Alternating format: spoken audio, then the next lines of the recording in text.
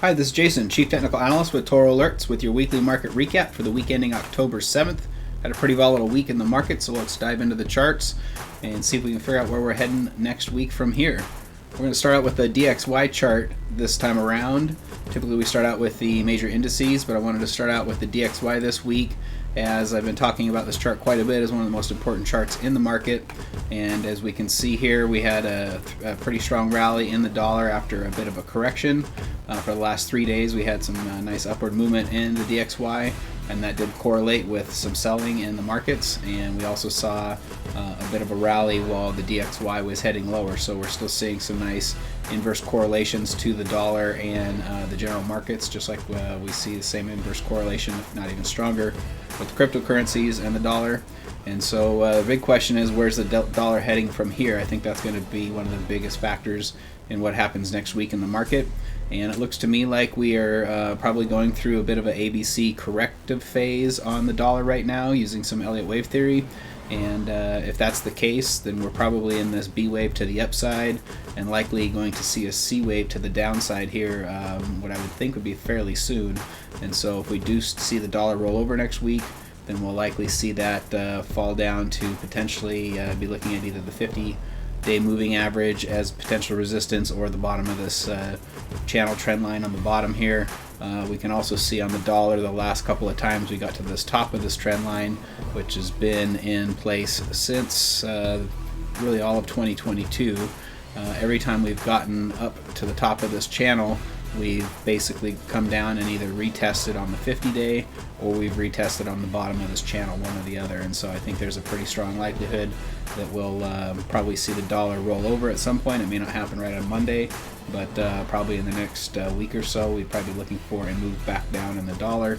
And when that happens, we'll probably see another bounce in the market. If we see the dollar roll over right on Monday, that could give us a nice setup for a bounce off of the markets.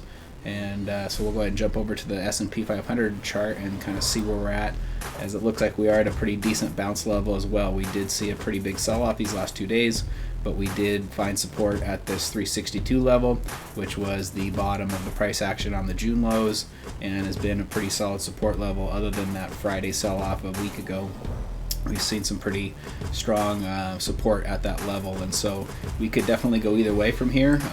But if that 362 is going to be a really key level to watch, if we see some price action close below that, then that would start to look pretty bearish.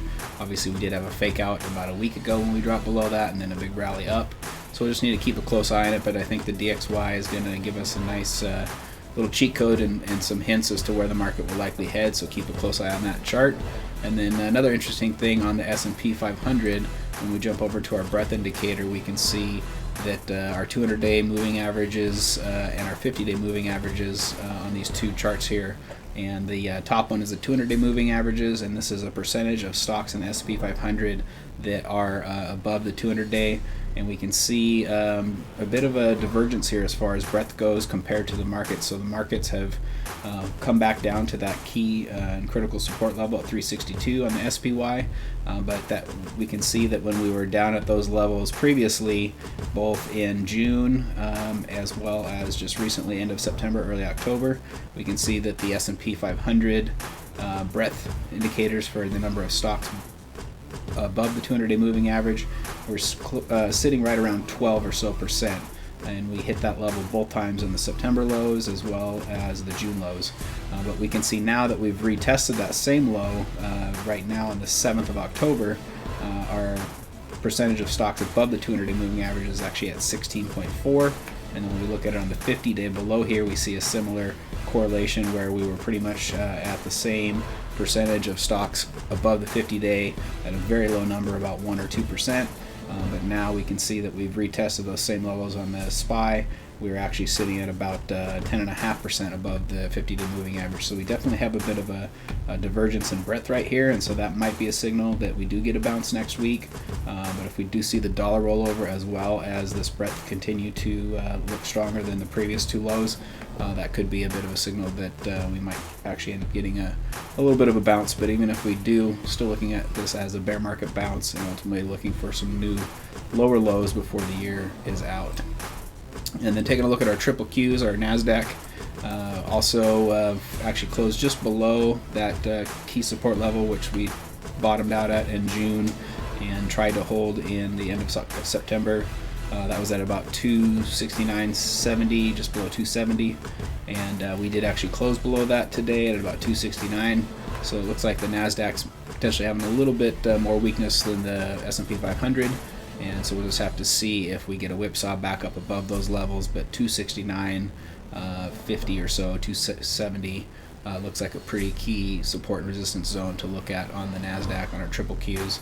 And if we see some price action get back above there, then we'll probably get a bit of a bounce once again.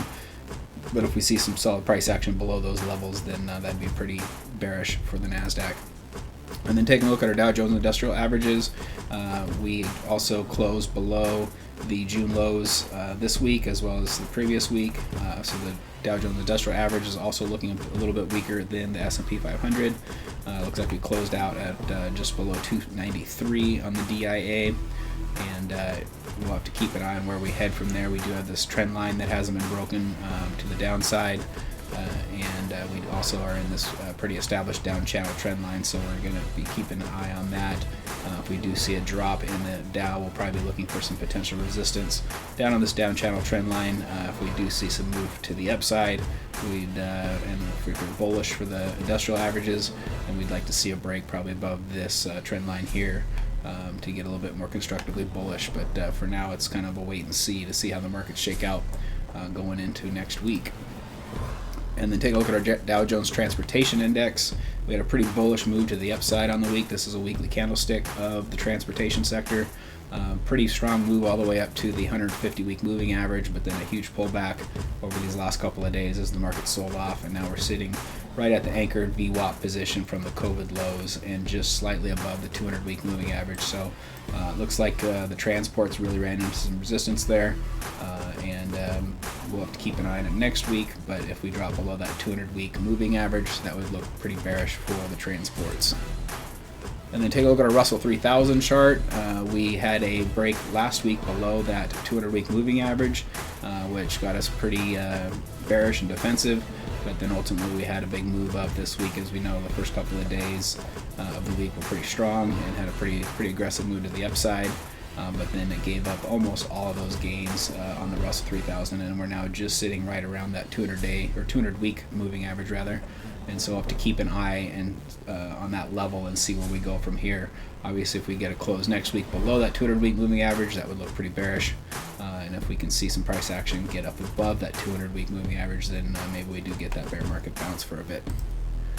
And then take a look at our large caps, our IWB Russel 1000.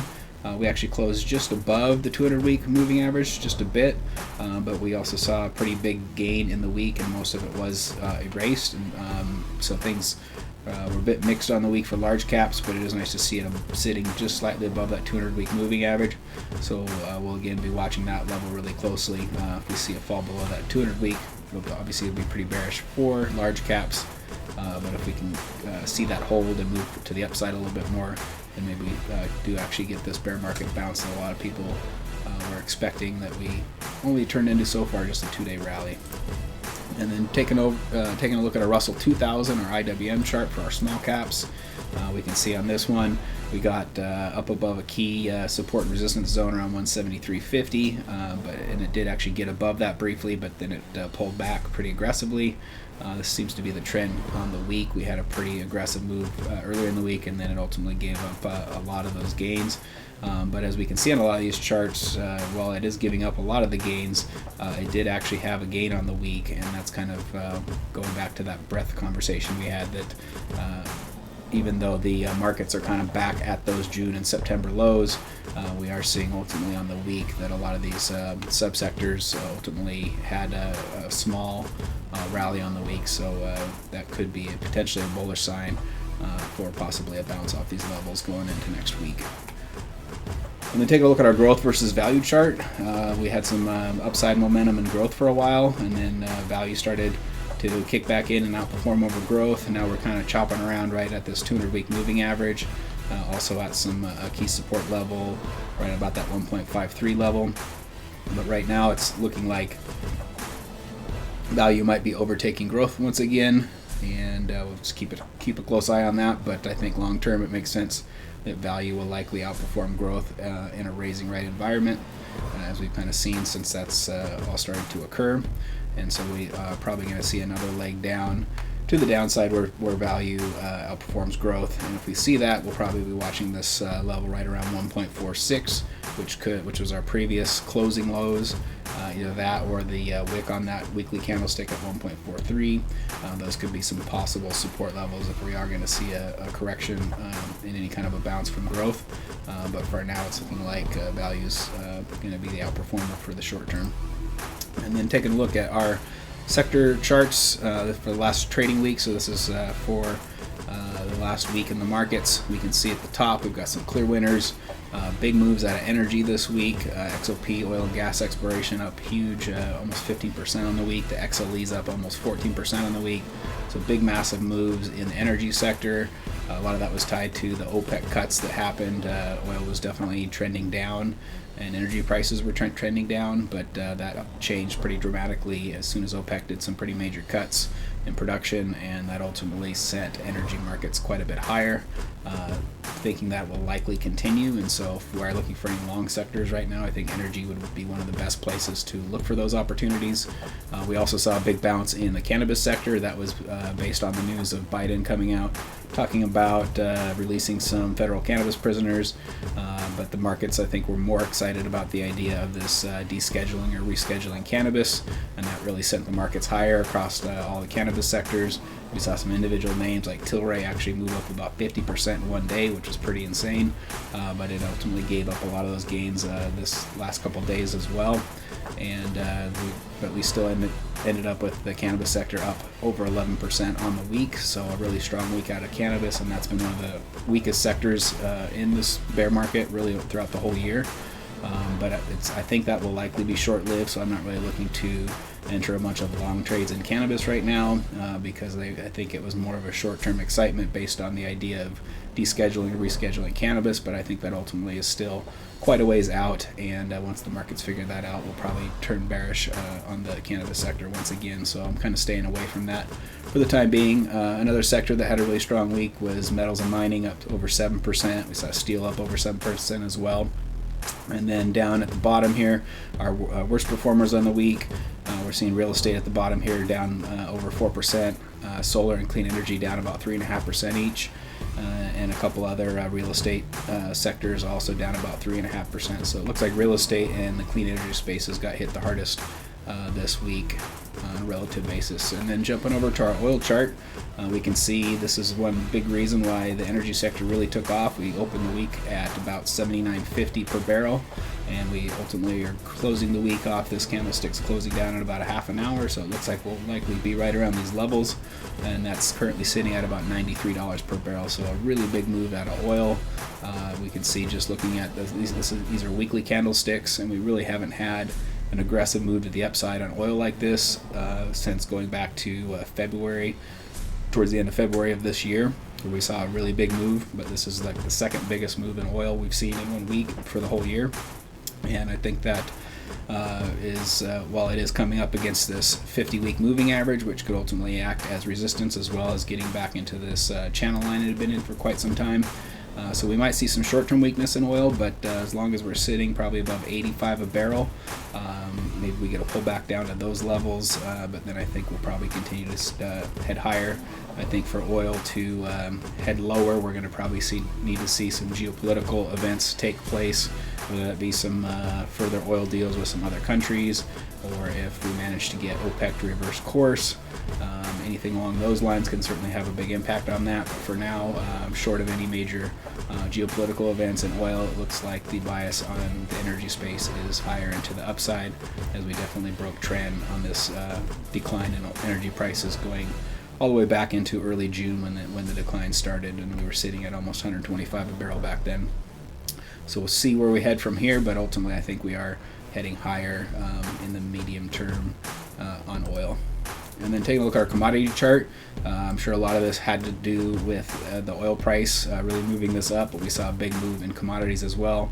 Ultimately, last week it settled out at a key support level at about 267, and then reversed and moved quite a bit higher. So looks like commodities are on the move to the upside as well, and they actually got pretty well above the 200-week moving average, whereas oil is just now approaching that level. So the broader commodity space is looking even stronger than the oil and energy sector at the moment. And then when we take a look at our consumer discretionary versus consumer staples, we can see that consumer discretionary has been in a massive downtrend, but then we did have a bit of a reversal on that back when we hit those June lows, and now we've kind of been really just chopping around some sideways price action. So kind of a bit of an indecision as far as consumer staples versus consumer discretionary, which are both, which one is staples is more defensive sector, discretionary is more risk on. So kind of a lot of indecision right now from this chart. Doesn't look like the market's completely sure where to go from here in relation to that, and a lot of that might be that we've seen some of the defensive sectors like consumer staples and utilities kind of selling off as well. So ultimately, I think it's pretty clear that we're in a more risk-off environment currently. And then let's jump over to our VEU chart. So this is our world index minus the United States. The global markets had a similar reaction this week, a pretty big surge up, while the S&P and U.S. markets were moving, but then ultimately gave up most of those gains, and we're currently sitting just above 45 on the VEU, and we have some major support at the 44 level. So if we get below the 44 level, that could set up a nice shorting opportunity in the VEU, but for now it looks like we're chopping around between the 44 and 47.50 level on the global markets. And then take a look at our high yield corporate bond index for our corporate bonds. We can see a pretty big move to the upside on this as well, but most of it coming back on the week and settling down at about 72. We're kind of chopping around between the 75 and 69 level, but these are pretty negative readings in the high yield corporate bond ETF, as we are at pretty depressed levels where we were pretty much only last time we were at these kind of levels, we were really in the midst of a COVID crash. And obviously we haven't seen a massive sellout in the markets, but I think this is still continuing to warn us that that is a pretty decent and high likelihood that we could see a bit of a flush out in the markets at some point in the coming months. And then take a look at gold and silver. We actually had a nice move and at least a short-term bottom in the gold and silver markets. I think a lot of that correlated with the interest rate peaks, at least in the short term. We saw the 10-year get up to about 4% and then a pretty aggressive sell-off. I think it got all the way back down to 3.5%. And during that move, you saw gold and silver have a pretty aggressive move to the upside. And we've talked about this before, but gold and silver markets have a pretty tight inverse correlation to the interest rates. And so when we're in a rising rate environment, typically want to avoid the precious metals market. And we can see how over the last couple of weeks that ended up playing out pretty accurately, where we saw a brief dip in rates and we started to see a bit of a pop in the precious metals. But ultimately, I think we're still not done with the rate hike cycle. We've probably got a few more left at least. And so I'm really not looking to go long in this sector right now. I want to see rates kind of get done rising. Now, we don't need to see rates necessarily lower, but I think if we saw the Fed essentially come out and stop raising rates, then that would be a great opportunity to get into some precious metals. But we're not quite there yet, and we're ultimately sitting just at the 200-week moving average on the GLD right now. And when we take a look at the silver prices, we ultimately got up to about the 200-week moving average on that one, but then had a pretty big sell-off. Currently sitting at about our 21-day EMA, or 21-week EMA level rather, sitting at about $18.50 per ounce. Also with silver, would really want to see probably the rate tightening cycle and see some positive price action above at least the 200-week moving average, and possibly even getting back up above 20 an ounce or so on silver. At some point, I think we're going to get a pretty nice rally out of the metals, but I think that likely will be something we have to be patient for and wait for that rate hiking cycle to end. And then speaking of rates, we'll jump over to our rate chart, taking a look at our 2 years to start with.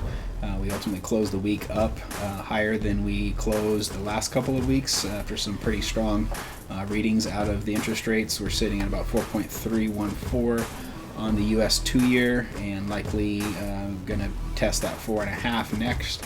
And the way things have been going, it wouldn't shock me to see those 2 years potentially touch 5% and maybe see where we go from there.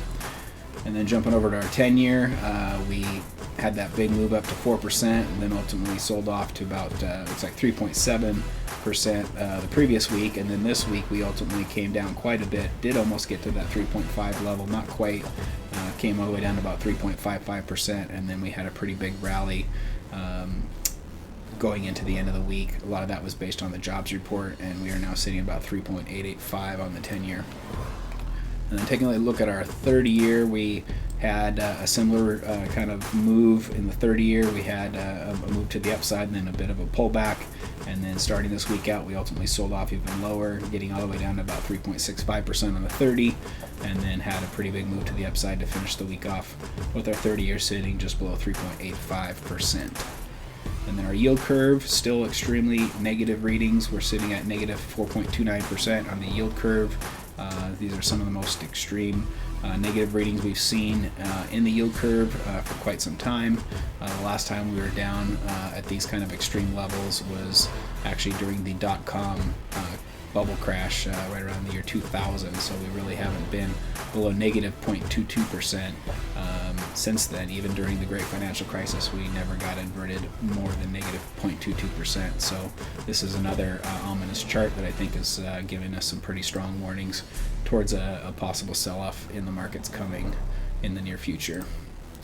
And then we take a look at our VIX, we can see that we've been fairly elevated. We did get below 30 on the week, but ultimately got above 30 on Thursday, and then closed even higher on Friday, sitting at about 31.35 on the VIX. We'd probably like to see the VIX get under 30 if we're going to see a sustained rally going into next week. But it's not impossible for the VIX to stay elevated and see a rally as well. But the VIX would probably be best if we could get down below that 30 level. That might give us a more sustained rally if that does ultimately occur. And we'll keep an eye on that one closely going into next week. And then looking at our put-call ratio, we ultimately did close the week up just above the elevated put buying protection level of 1, so we're at about 1.039 on that currently. There's been a lot of movement out of this. There's been some historical put buying protection over the last couple weeks or the last few months, and we've seen some pretty big volatility in the options market, and ultimately I think it's pretty hard to see a big market crash when everybody's prepared for it. And so a lot of times when we see record put buying protection, I think that almost ensures we're not going to have a massive sell-off. So I'm sure at some point we'll get that pretty hard sell-off, but it'll likely be when people least expect it and are quite really prepared for it. And then let's finish off with a few crypto charts. We'll take a look at Bitcoin and Ethereum. So starting out with Bitcoin, we are currently sitting at about 19,600. Had a nice little rally after we had that time to mark 9 indicator, which indicates a short-term bottom in the markets oftentimes.